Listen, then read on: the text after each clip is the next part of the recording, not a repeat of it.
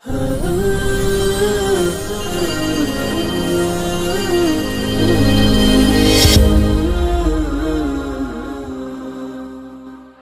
নাকি নবীজির প্রশংসা করতে করতে করতে করতে আল্লাহর উপরে নিয়ে যাই। নাউযুবিল্লাহ কোন, আর একটু জোরে কোন। বাবারা, আল্লাহর উপরে নেওয়ার মতো যদি জায়গা থাকে, আস্তাগফিরুল্লাহ কোন, আল্লাহর উপরে যদি নেওয়ার মতো জায়গা থাকে, ব্যবস্থা থাকে, তাইলে নবী কি আল্লাহর উপরে নিজে ঢুকাছে? আসলে আল্লাহর উপরে নেওয়ার কোন ব্যবস্থা আছে? আল্লাহ কি সসীম না অসীম? একটু জোরে বলেন। আল্লাহ অসীম। তো অসীম আল্লাহর কি দিক ফাঁস খাটো লম্বা এরকম কোন আয়তন আছে? তো আমরা আল্লাহর উপরে নবীকে কেমনে নেব? যারা বলে আমরা নবীকে আল্লাহর উপরে নিয়ে যাই, তারা এই ভাষা আল্লাহ কি হয়ে যায়? অসীম থাকে না, সসীম হয়ে যায়? সসীম হয়ে যায়। তো আল্লাহ যাদের ভাষায় সসীম হয় তারা কি মুসলমান থাকে না কাফের হয়? এই ফতোয়া কিন্তু আমি দেই না, আপনারা দিতেছেন। তারা কি জোরে কথা কি ফতোয়া কিন্তু আমি দিলাম না, আপনারা ফতোয়া দিচ্ছেন। আমি মাত্র জিজ্ঞাসা করছি, জানতে চাইছি, আর আপনারা ফতোয়াটা দিয়েছেন। দুশ্চিন্তা আমার না, চাইেন আমারও দুশ্চিন্তা কিন্তু করে। খবরদার, আমরা নবীকে উপরে আল্লাহর উপরে নেই, আল্লাহ সমানও করি না, করতে পারি না। আল্লাহ সমান করার কোন কায়দা ওই। আর আল্লাহ নিজে বলছেন ওরাফা'না লাকা যিকরাক, নবী গো, আমি তোমার শান, তোমার শওকত, তোমার জিকির আমি কি করছি? বুলন্দ করে দিয়েছি, বাড়াইয়া দিয়েছি। সুবহানাল্লাহ।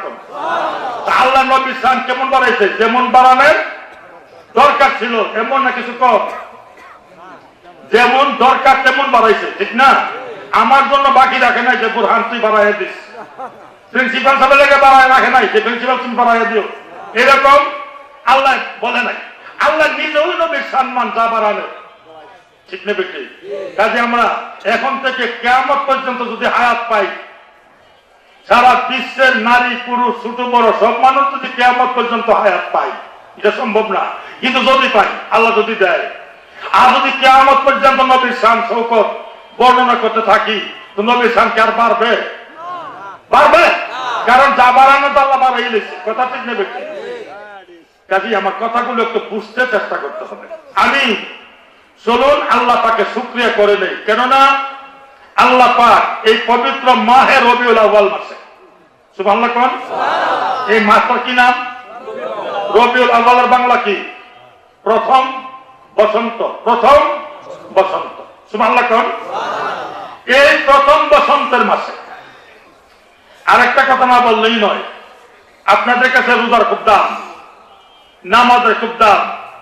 মুসলমানের কাছে রোজা নামাজের দাম নেই। কম না বেশি? কম না বেশি? রোজা, নামাজ, হজ, যাকাত, পর্দা, ফসিদা, হালাল হারাম, মসজিদ, মাদ্রাসা, বিবি, বাল বাচ্চা, ছেলে মেয়ে, ইদি নিয়ামত নেই।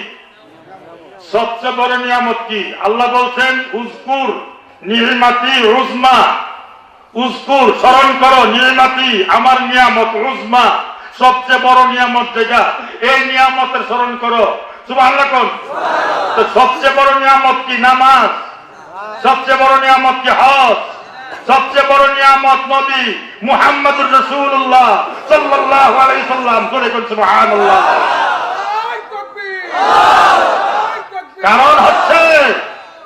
কারণ হচ্ছে নামাজ, রোজা, হজ, যাকাত সমস্ত আমার নবীর পুরস্কার, আর আমার নবী নিজে হচ্ছেন পুরস্কৃত ব্যক্তি। সুবহানাল্লাহ কোন। তো পুরস্কারের বস্তু বড় না পুরস্কৃত ব্যক্তি বড়? তাহলে পুরস্কৃত ব্যক্তি বড় হলে আমার নবী সবচেয়ে বড়।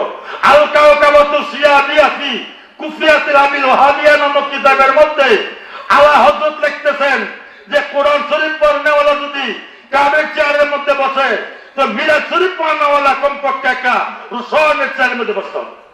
সুবহানাল্লাহ। এবার কারণটা কি? কারণটা কি? মিলাদ শরীফ তো, মিলাদুন নবী তো কোরআনে নাই, হাদিসে নাই। নাউযুবিল্লাহ। আরো জোরে কর। কোরআনে আছে, হাদিসে আছে, ইজমাতে আছে, কিয়াসে আছে, এই তাওরাতে আছে, জাবুরে আছে, ইনজিলে আছে, রামায়ণে আছে, মহাভারতে আছে, ঋগ্বেদে আছে, যজুর্বেদে আছে, অথর্ববেদের মধ্যে আছে, সামবেদের মধ্যে আছে, জিন্দি যুগের মধ্যে আছে, চিন্তা ব্যস্তার মধ্যে আছে। এই বিশ্বে এমন কোন ধর্মগ্রন্থ নাই যে ধর্মগ্রন্থে আমার নবীর মিলাদ নাই। বলে মিলাদুন নবী নাই। আমি বললাম ভাই মিলাদ তো কি জন্ম, তো মিলাদুন নবী মানে নবীর জন্ম, নবীর জন্ম অস্বীকার করছেন। জি আমি তো মুসলিম করছেন কেমনে? আমি বললাম যে লাম ইয়ালিদ ওয়া লাম ইউলাদ, আল্লাহ জন্ম হন নাই, আল্লাহ কাউকে জন্ম দেন নাই। তো নবীরও জন্ম হয় নাই, আল্লাহও জন্ম হয় নাই, আল্লাহর মিলাদুল্লাহ নাই, নবীরও মিলাদুন নবী নাই। তো আল্লাহ নবী এক হয়ে গেল, তো আল্লাহ নবীকে এক জানো তো মুশরিক সিরিকি কাজ, আপনি সিরিক করেছেন, মুশরিক হয়েছেন। সুবহানাল্লাহ সুবহানাল্লাহ। মিলাদুন নবী কোরআন শরীফের মধ্যে আছে, হাদিস শরীফে আছে, বাদ দিলাম কোরআন হাদিস, এজমা কিয়াস বাদ দিলাম, আদিল্লাহ আরবা বাদ দিলাম। এখন লা ইলাহা হরণি পাবন ইল্লা আল্লাহ পরম পদম জনম বৈকুণ্ঠ নিয়তিত তব নাম মুহাম্মাদম যেরকম সুবহানাল্লাহ। অথবা ভেদের মধ্যে আছে যে এই বিশ্বে না কি ব্রহ্ম প্রিয়ম মতং নবডং শুদ্ধাতি কৃষ্ণনং মুখ্যক শততং সহস্র সহস্র বাদান্যতং নবং নবং জয় গোবিন্দ সহাচিততং মুহাম্মদি উদং অবেদিয়ং নম। এই বিশ্বে যত ধর্ম হোক না কেন, রামায়ণের কথা, আদম আলাইহিস সালাম দুনিয়াতে আগমন করার 4,20,000 বছর পূর্বে এই রামায়ণ লেখা হয়। বাল্মীকি মনি ওরফে রত্নকর ধরছে এই রামায়ণ নামক বইটা লিখে। এই রামায়ণ লেখার 60,000 বছর পরে রামের জন্ম হয়। আর রাম জিন জাতির মধ্যে ছিল, দশরথ জিনের সন্তান রাম জিন ছিল, এরা জিন জাতি। এই রামায়ণের মধ্যে বলছে যে এই বিশ্বে যত ধর্ম হোক না কেন, কোন ধর্মই স্থায়ী হবে না একমাত্র ইসলাম ব্যতীত।